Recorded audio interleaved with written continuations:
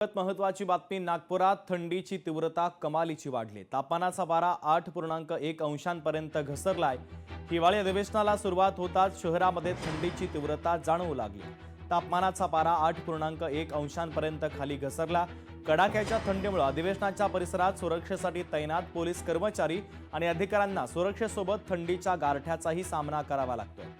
त्यासाठी कर्तव्यावरती असलेले पोलीस थंडीपासून बचाव करण्यासाठी अनेक ठिकाणी शेकोट्या पेटवत ऊब मिळवताना दिसतात। आणि याचा आढावा घेतला आमचे प्रतिनिधी ज्ञानेश्वर पवार यांनी। पाहूया।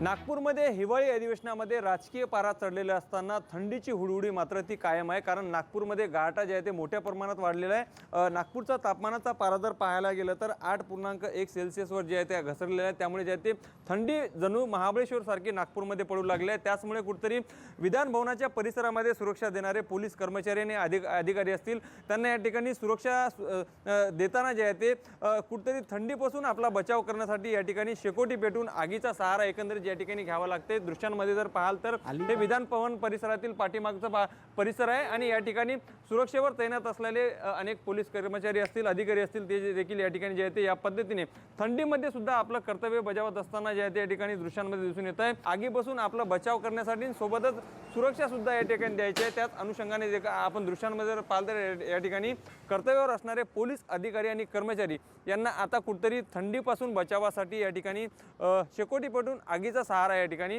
घ्यावा लागत आहे। लोकशाही मराठी करता मी ज्ञानेश्वर पवार, नागपूर। लोकशाही मराठी ऐका, पहा, जागरूक रहा।